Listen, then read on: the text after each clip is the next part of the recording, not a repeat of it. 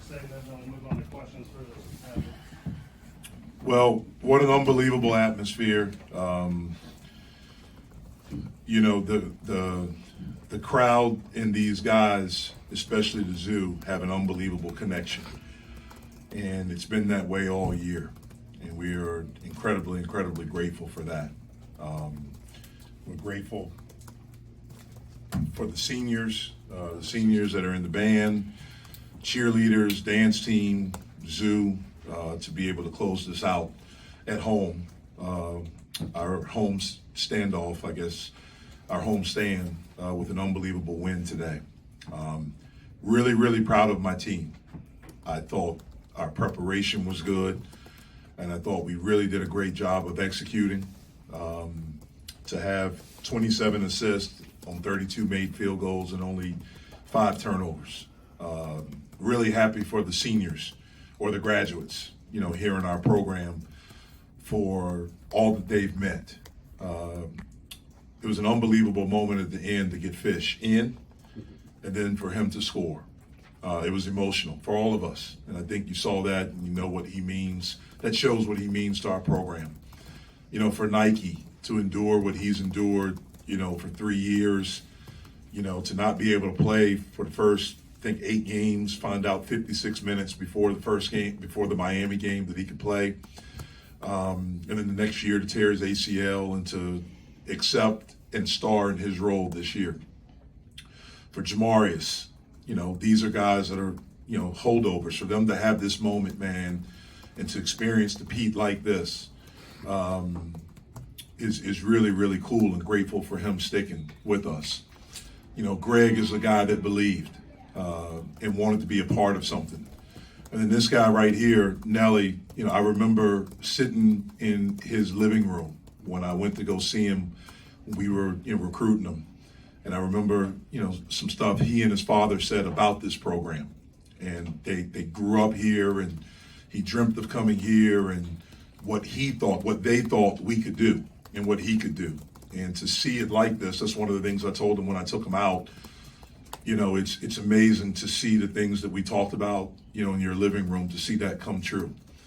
And so, really special evening for us.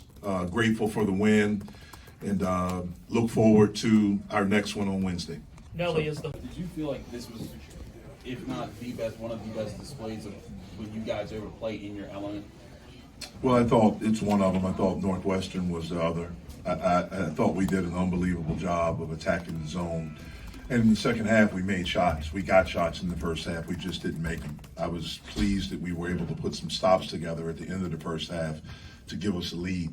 And one of the things we talked about in the at halftime, excuse me, was just that keep taking those shots, keep moving it. Let's get some stops. We'll make shots this half. And we did. But our guys did a great job of attacking the zone, of understanding the points where we wanted to attack. And when you make shots, it makes everything look better. You guys had a huge day on the offensive glass. I think it's the most offensive rebounds you've had against any ACC opponent this year. How big was that in, you know, allowing you guys to hang around in the first half until those shots? It was huge. It was huge. It's something we talked about. We emphasized in practice and scouting and walkthrough that those opportunities would be there. With the way that we've shot the basketball, we knew the zone could maybe be a little bit more extended, and especially the way we shot it against them up at Syracuse. And I think we had 14 offensive rebounds when we were at Syracuse, or 12 or something like that. But we felt like we would be able to do that. That kept us afloat in the first half when we couldn't make a shot. And so really proud of our guys for doing that. Jeff, did your defense make the kind of improvements that you were hoping for? We did okay. I mean, in some ways, yeah. They had a guy, I mean, Benny Williams was unbelievable today. I mean, he made 5 threes. I'm not sure how many threes he had made coming in. It was 10, exactly. And so he was a guy we wanted to help off of, and he made us pay for that. Look, they're a good offensive team. I mean, Judah Mintz is a really good offensive player. Gerard's a really good offensive player. Edwards is a really good offensive player. And when they get that production from Benny Williams, who hasn't been a good offensive player, but he made shots today, that makes them even more dangerous. Jeff, you guys edged Syracuse in all the hustle stats, the offensive rebounds, the second chance, the bench, and everything.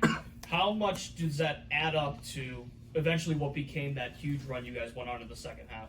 Well, it's huge. Again, we wanted to get extra possessions, so the offensive rebounds gave us that. We try to have one of the things we want as a goal for our program is any 50-50 ball, any ball on the floor, it should be ours. And we did a better job as the game went on of doing that. There were some plays in the first half where we had an opportunity to get on the floor, even early in the second half where we had an opportunity that we didn't do a good job there. But for the most part, I thought we did a really good job of playing hard. Obviously, we played together, we were connected, and we made a lot of shots. Jeff, I know that Greg, we talked about this last game, how Greg can quickly get a bad moment out of his mind, but first half he shoots 0 for 5, second half he shoots 5 for 6. What makes it so easy for him and other guys on this team to continue just flipping the switch to get to making the plays that you guys need?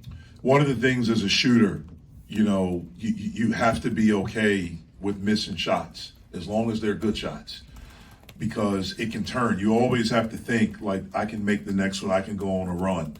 One of the things I told Greg at halftime as we were walking back out was, do not drop your head and be ready to shoot. Those are my shots. As long as they're good shots. I'll tell you if they're not good shots. And be ready to shoot the ball when it's swung to you. And he got into a rhythm in the second half, and he was able to knock them in. Jeff, we've seen Blake all year take shots that Or not good shots sometimes. Well, I mean, but you've talked about how he's got just that. Does he have a different idea of what is in range with you? What your idea is, what's in range versus his? I've said over and over, like I have learned Blake. One of the things you have to do as a coach, you have to learn your team. And I've learned with him, you got to give him some leeway because he can make, and it could be the one that gets him going and gets us going. I will tell him at times, slow down. I did that today. Just let it come to you, because at times he can go where he's trying to chase it, but I give him some leeway with that. Are those kind of offensive players though fun to coach? They're very fun. If you coach some guys that can make shots, that's pretty fun. He scored his 1,000th point on that corner three where he had double covered on him. Were you kind of holding your breath during that shot? I don't remember it. I don't remember the defense. I'm not sure. Jeff, a lot of coaches don't like their guys to know what's going on in other games. Did you mind that your guys knew that Miami lost?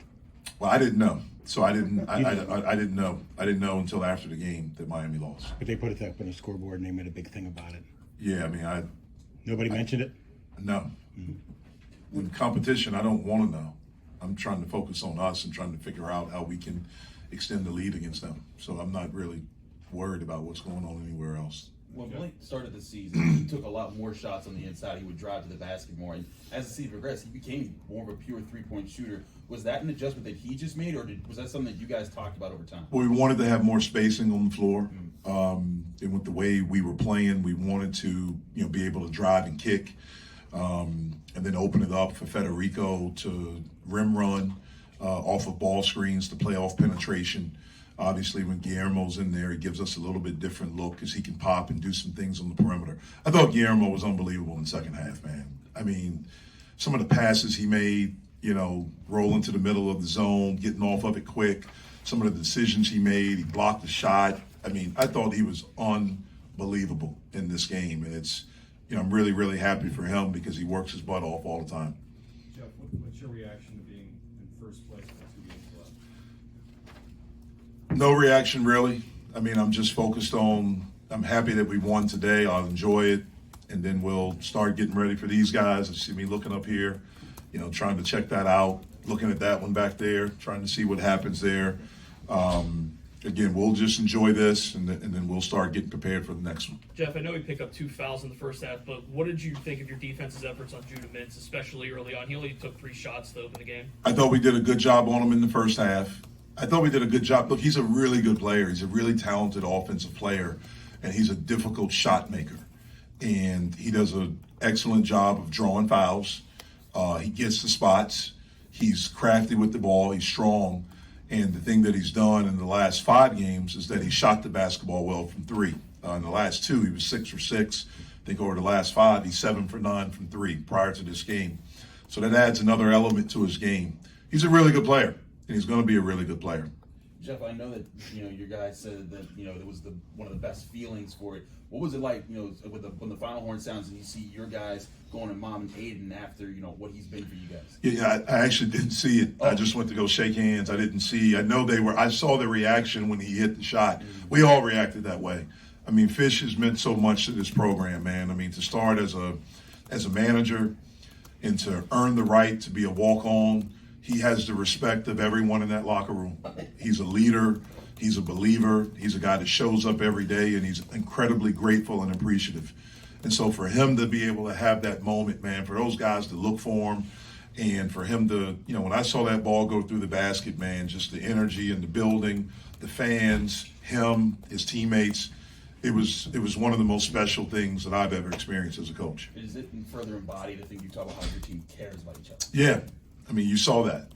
A guy like that inspires them, and it shows what a great guy he is. But we have some really good guys in our program right now. You spoke about Federico's ability in the half court to rim run and finish down there. How important is he in transition for you guys? He's huge. He's huge because he's a guy we can throw it up to. He can catch and finish. He can catch lobs, and it flattens the defense out. And so it opens things up for other guys. He gets our shooter shots.